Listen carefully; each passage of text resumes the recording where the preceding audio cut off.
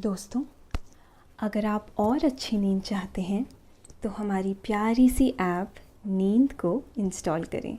इस ऐप पर आपको एक्सक्लूसिव स्लीप स्टोरीज़ मिलेंगी और आप बिना यूट्यूब प्रीमियम के भी इन स्टोरीज़ को बैकग्राउंड में सुन सकेंगे। इंस्टॉल करने के लिए आप हमारी वेबसाइट neend.app पर ज़रूर आइए और अच्छी कहानियाँ, स्लीप म्यूज़िक, कुछ टिप्स सुनने के लिए इस चैनल को सब्सक्राइब कीजिए।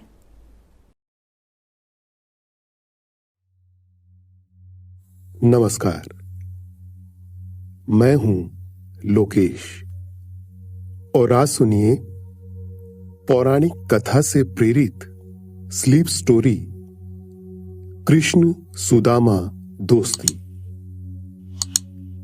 सुदामा जी और भगवान श्री कृष्ण बचपन से ही बड़े पक्के मित्र रहे हैं और मित्रता भी ऐसी कि एक दूसरे के लिए कुछ भी कुर्बान करने से पहले एक पल का भी विचार नहीं करते थे।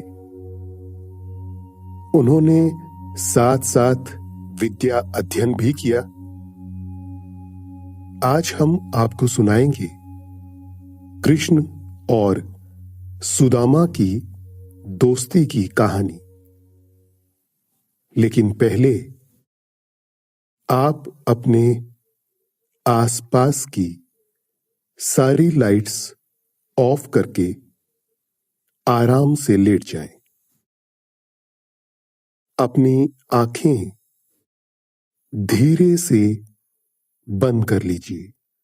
अब थोड़ा सा अपने शरीर को आराम दीजिए। थोड़ा और आराम। अपने शरीर को बिल्कुल ढीला छोड़ दीजिए। कोई टेंशन नहीं, कोई तनाव नहीं। अपने दिमाग में चल रहे सभी विचारों को, चिंताओं को त्याग दें। एक शांति सी महसूस करें। सब नेगेटिव, पॉजिटिव विचारों को धीरे धीरे निकाल दें। हाथों को सीधा करके अपनी कमर के साइड में रख लीजिए। अपनी सांस पर ध्यान लगाएं। इसको धीमे या तेज नहीं करना है। बस ध्यान देना है कि कैसे वो आपके नाक, गले में होते हुए फेफड़ों में आ रही है और आपके फेफड़े फूल रहे हैं और कैसे वो आपके फेफड़ों से वापस गले और नाक के माध्यम से वापस निकल रही है और आपके फेफड़े थोड़ा सिकुड़ रहे हैं। मन शांत, एकदम शांत होता जा रहा है। आप बहुत अच्छा महसूस कर रहे हैं। खुद को काफी हल्का फील कर रहे हैं।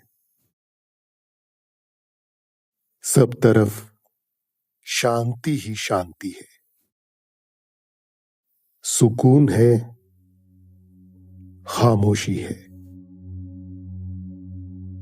एक बार एक चोर एक ब्राह्मण के घर से चने की पोटली चुरा लाया, लेकिन कुछ लोग उसके पीछे पड़ गए और वो सांदीपनी गुरु के आश्रम से गुजरा और वहीं भागते भागते उसके हाथ से चने की पोटली गुरु माता की रसोई के बगल में गिर गई और वो चोर भाग गया। जब वो चोर किसी भी तरह से ब्राह्मणी के हाथ में नहीं आया तो उसने श्राप देते हुए कहा, जो भी इस चने को खाएगा वो भयंकर गरीबी का शिकार हो जाएगा। और हुआ भी ऐसा ही। उसके अगले दिन गुरु माता ने श्री कृष्ण और सुदामा को जंगल से लकड़ी लाने के लिए कहा और अनजाने में चोरी की हुई चने की पोटली सुदामा को पकड़ाते हुए कहा, जब भी भूख लगे तो इसे खा लेना। अब दोनों मिलकर जंगल में लकड़ी लेने के लिए गए। तभी वहां जोरों की बारिश होने लगी और दोनों बारिश से बचने के लिए पास के दो अलग अलग पेड़ों के ऊपर चढ़ गए। क्योंकि ब्रह्मज्ञानी महात्मा सुदामा जी को यह पहले से पता था कि इस पोटली को खाते ही कोई भी गरीब हो जाएगा, लेकिन गुरु माता की दी हुई पोटली को श्रद्धावश फेंक भी ना सके और मन ही मन श्री कृष्ण के भले के लिए ये विचार करके पूरे चने खा गए कि मैं तो गरीब हूं तो हूं, लेकिन मेरा मित्र गरीब नहीं होना चाहिए। इसी श्राप के फलीभूत होने पर सुदामा जी अत्यंत गरीब हो गए और भगवान कृष्ण के ऐश्वर्य में तो दिन रात वृद्धि होती गई।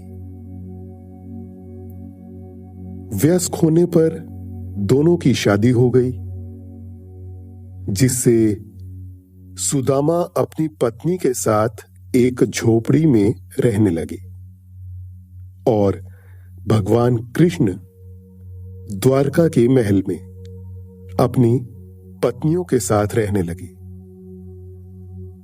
सुदामा जी की स्थिति अब अत्यंत ही दयनीय हो चुकी थी। उन्हें हमेशा कई कई दिनों तक भूखा रहना पड़ता था, जिसके कारण वे और उनके परिवार वाले बहुत ज्यादा दुबले हो चुके थे। सुदामा जी हमेशा अपनी पत्नी को बताते कि श्री कृष्ण उनके बचपन के मित्र हैं और इसी बात को लेकर उनकी पत्नी भी उनसे हमेशा कहती कि यदि भगवान श्री कृष्ण आपके मित्र हैं तो आप जाकर उनसे कुछ मांगते क्यों नहीं, जिससे आपका भी कुछ भला हो जाए। लेकिन सुदामा जी अपने मित्र से कुछ भी मांगने के लिए कतई तैयार न हुए।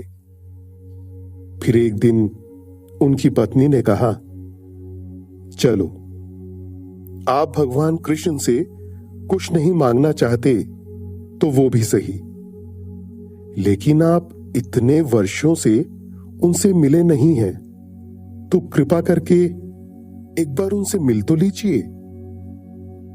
वो तो द्वारिकाधीश हैं, उन्हें आने जाने का कहीं समय नहीं मिलता, लेकिन आप तो उनसे मिल सकते हैं ना।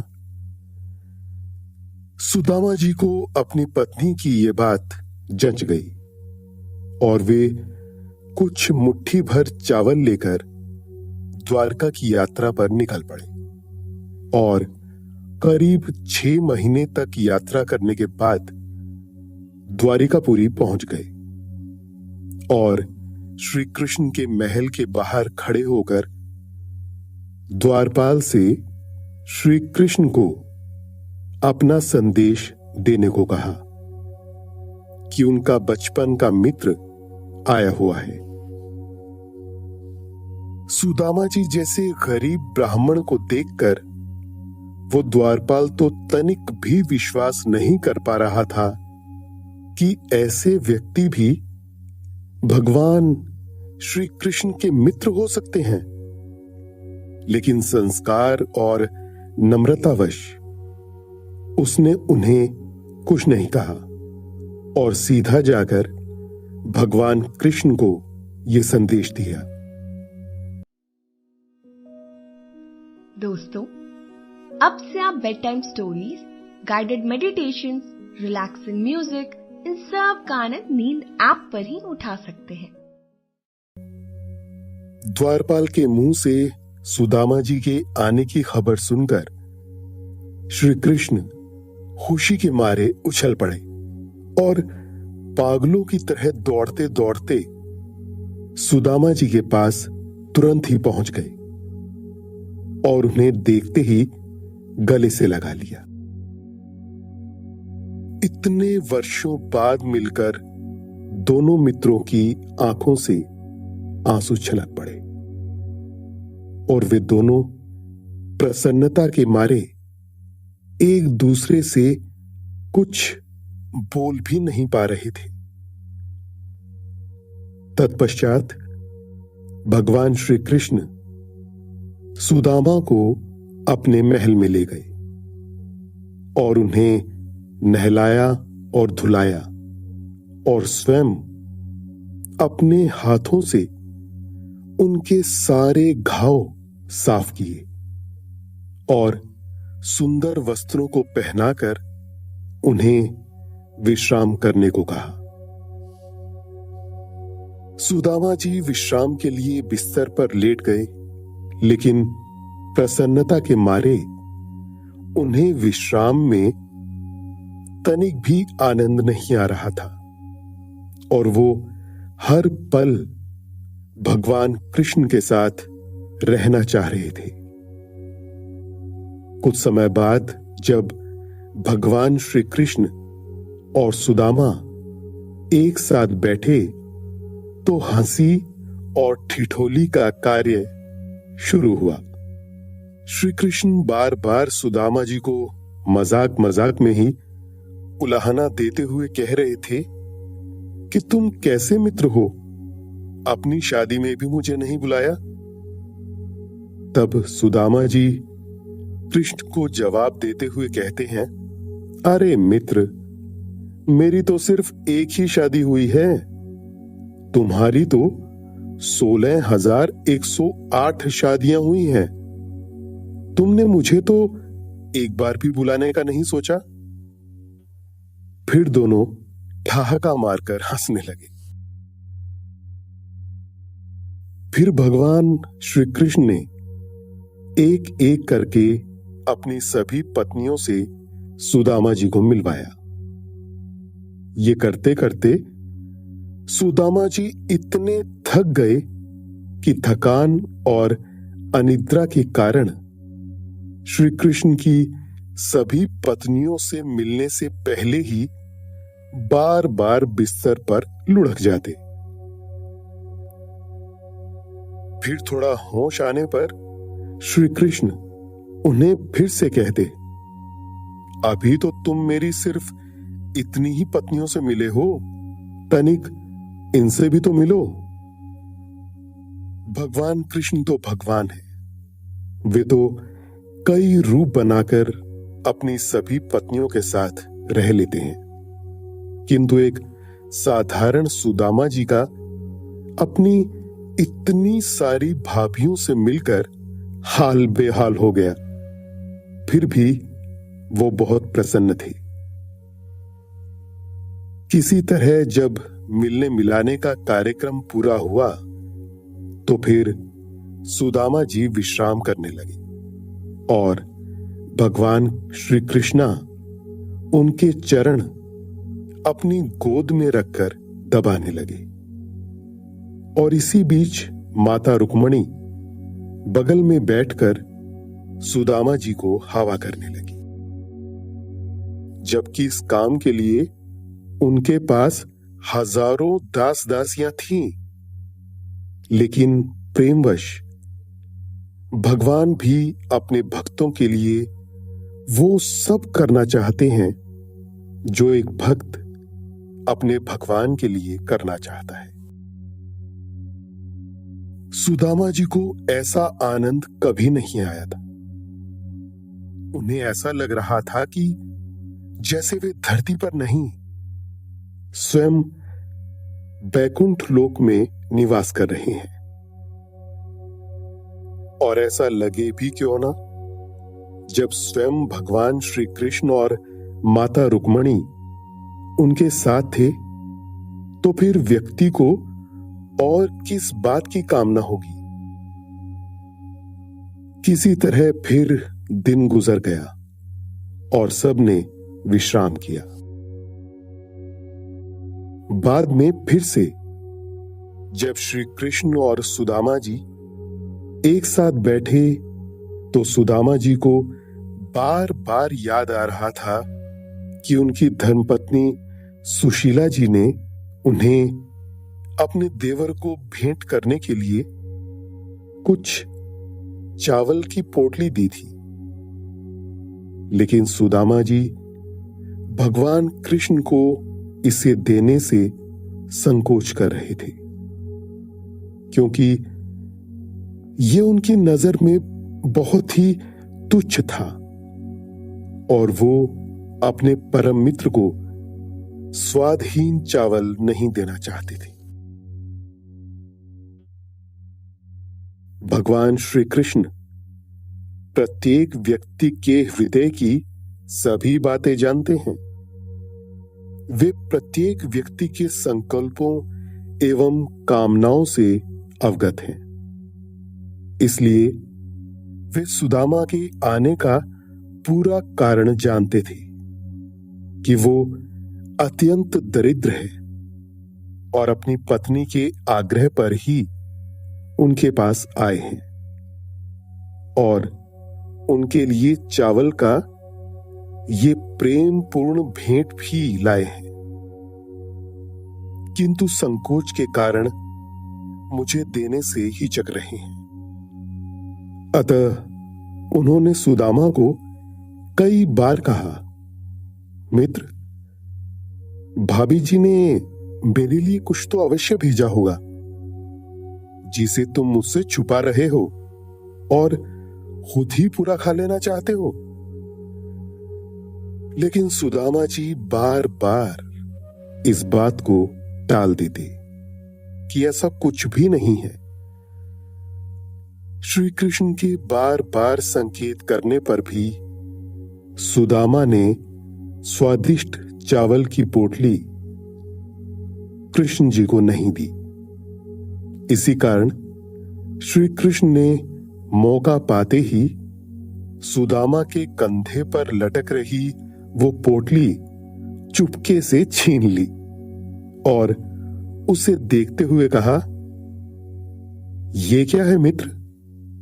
इससे पहले कि सुदामा कुछ बोल पाता, तुरंत ही कृष्ण ने चावल की पोटली खोली और कहा, प्रिय मित्र, तुम मेरे लिए इतना बढ़िया स्वादिष्ट चावल लाए हो और मुझसे अभी तक छिपा रहे थे।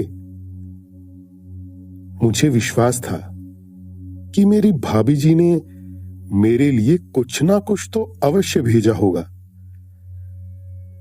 उन्होंने सुदामा को प्रोत्साहित करते हुए कहा, मेरा यह विचार है कि चावल की इतनी मात्रा केवल मुझे नहीं बल्कि यहां मौजूद सभी को संतुष्ट करेगी।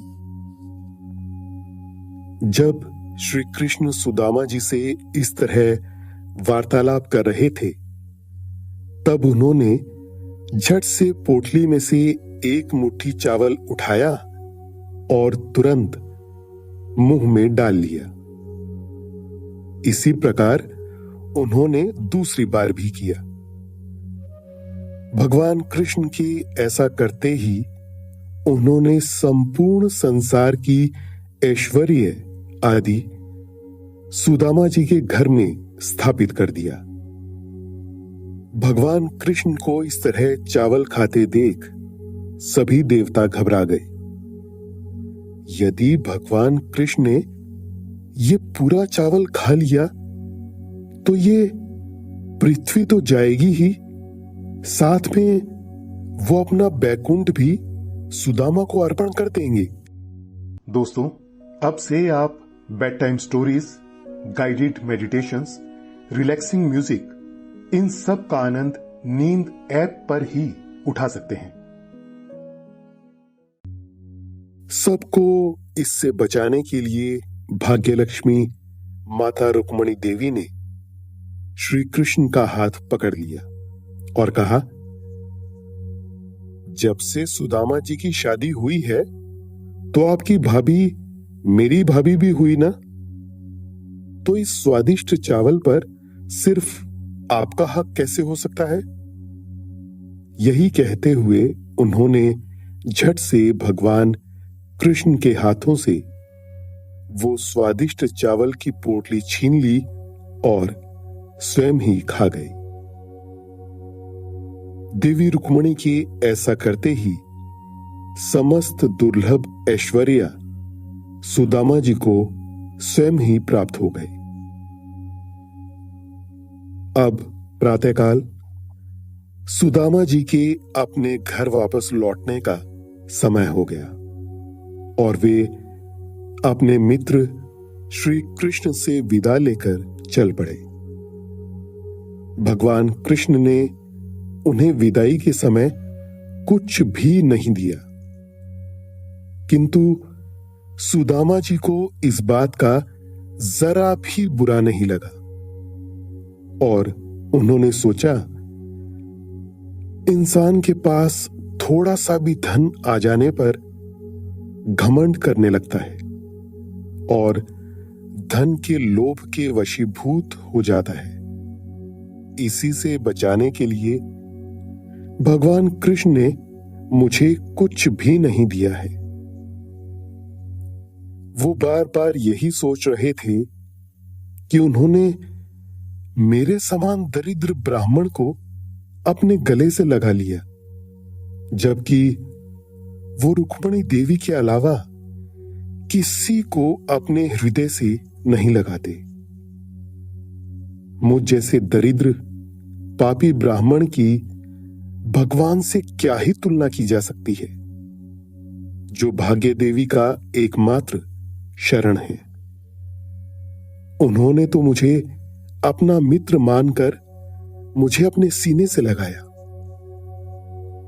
श्री कृष्ण मेरे प्रति इतने उदार थे कि उन्होंने मुझे उसी शैया पर बैठने का अवसर दिया जिस पर स्वयं भाग्य देवी विश्राम करती हैं। उन्होंने मुझे अपने सगे भाई से भी बढ़कर माना है। अपने प्रति मैं उनके समर्पण की प्रशंसा किस प्रकार कर सकता हूं। जब मैं थक गया था तब रुक्मणी ने अपने हाथ से चामर पकड़कर मुझे हवा करने लगी।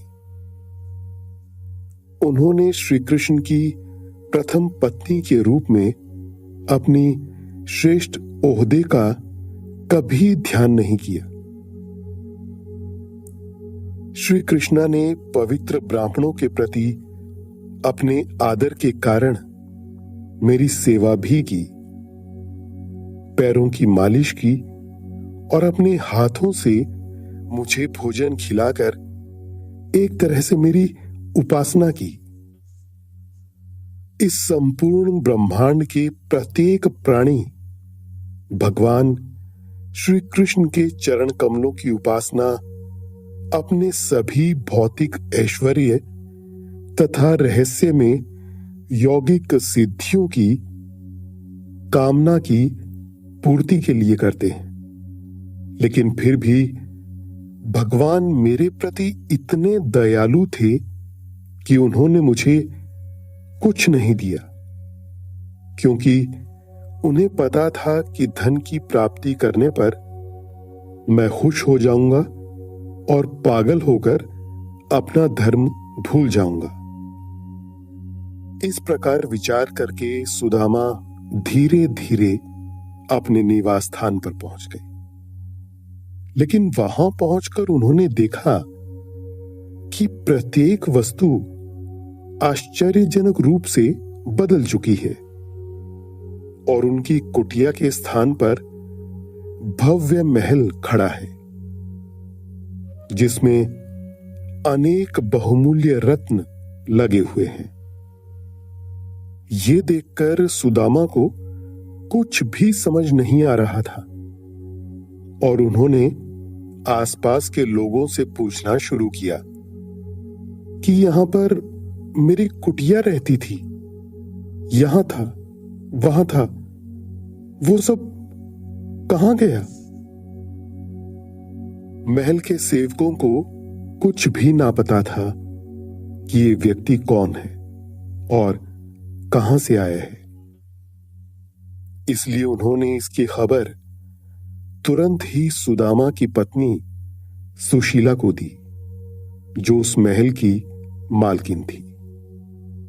सेवकों ने कहा, महारानी जी, यहां कोई एक दरिद्र ब्राह्मण आया है और कह रहा है कि यहां पर मेरी कुटिया थी, यहां पर हम ऐसा करते थे, वैसा करते थे, ये सब कहां गया?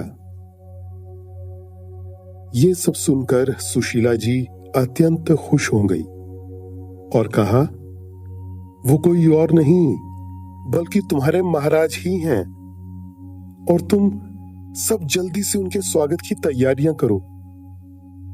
जिसके बाद सुशीला खुद अपने हाथों में आरती की थाली लेकर सुदामा जी के सामने आई। पहली बार अपनी पत्नी को गहनों से इतना लदा हुआ देखकर सुदामा जी की आंखें चौंधिया गई और वो समझ नहीं पा रहे थे कि ये देवी कौन है। सुदामा जी को देखते ही उनकी पत्नी ने उनके चरण पकड़ लिए और अपना परिचय दिया। तब जाकर सुदामा जी को पता चला ये कोई और नहीं बल्कि उनकी पत्नी सुशीला ही है। इसके बाद सुशीला जी सुदामा जी का हाथ पकड़कर महल के अंदर ले गई और उन्हें अपना निजी भवन दिखाया।